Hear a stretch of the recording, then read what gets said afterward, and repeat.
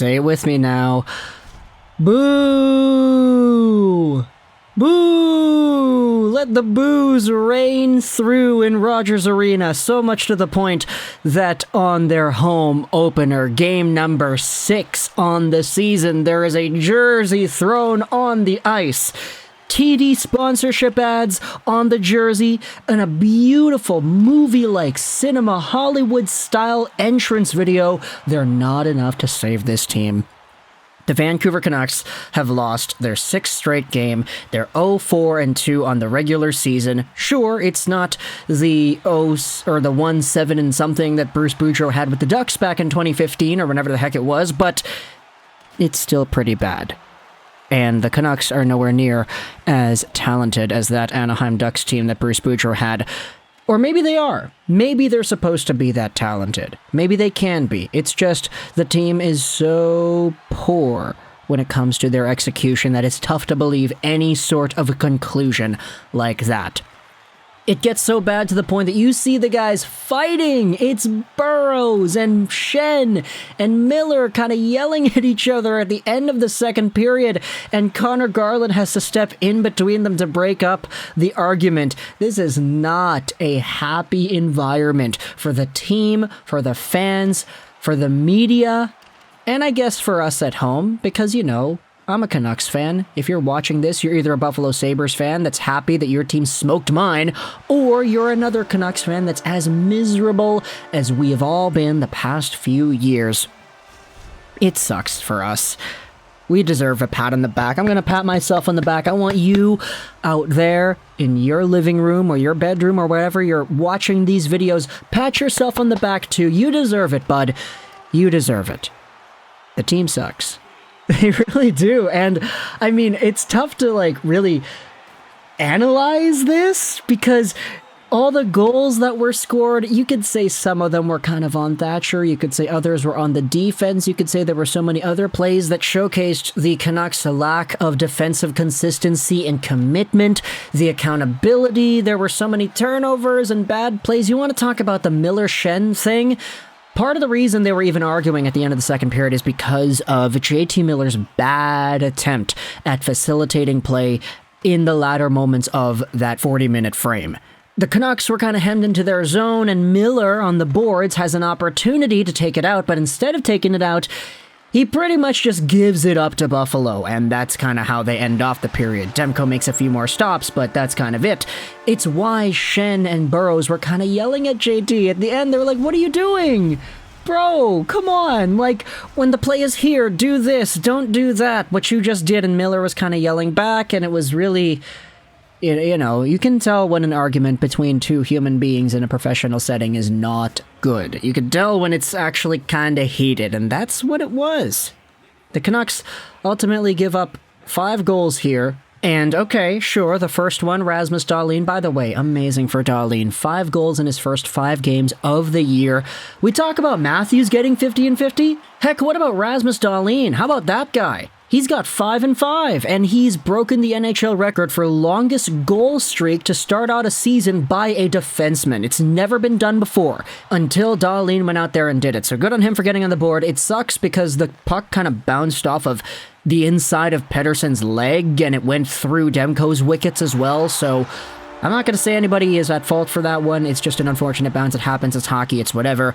The next goal, though, Alex Tuch at the 15-minute mark of the first period. This one kinda stinks. The Sabres have really good pressure. JT Miller blocked the shot on the inside of his foot, and as a result, he's not able to move anymore.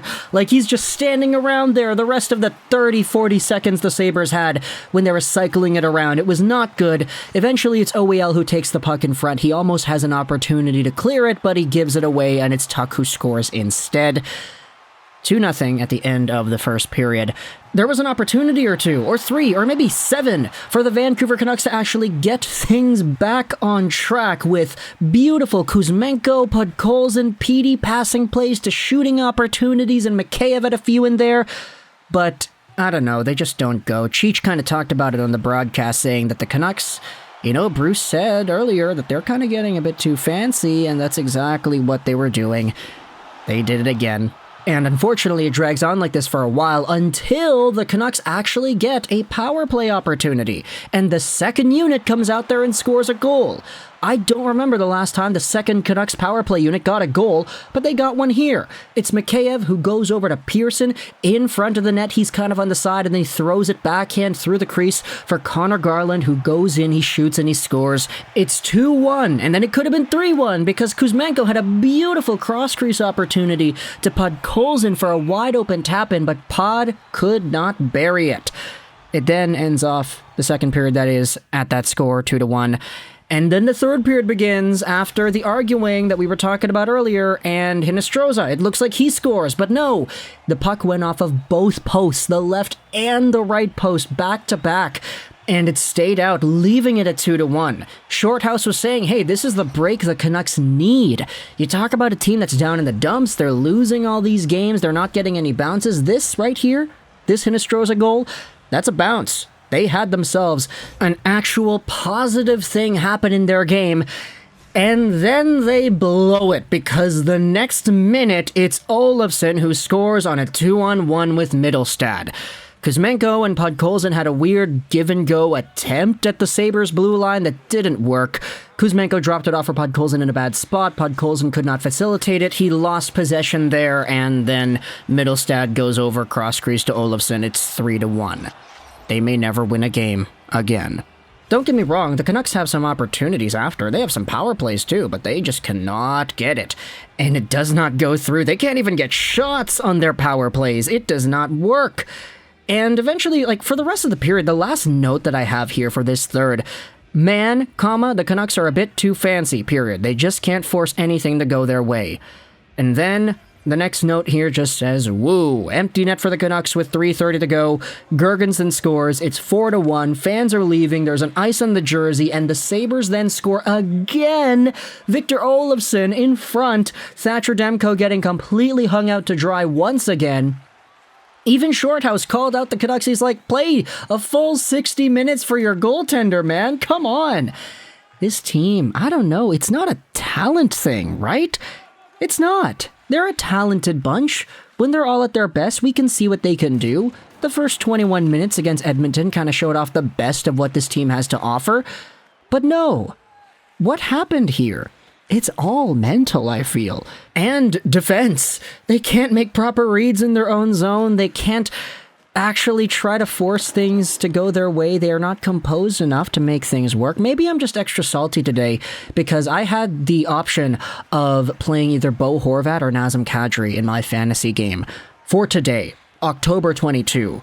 And I was like, you know what? Bo's been on a heater. Bo has been very good at scoring goals. He's been very consistent at doing that, even though he kind of, meh everywhere else. He scores at the very least. And so I was like, okay, Calgary is playing Carolina. Carolina is a very good team. Nazem Kadri, if I had to place a bet on it, which I didn't place money on it, but I had to kind of do a bet either way because of the fantasy thing, I was like, okay, I'll start Horvat instead of Kadri. Lo and behold, Kadri goes out there and he scores a goal early on in the game, and Bo gets completely shut down and does not do anything.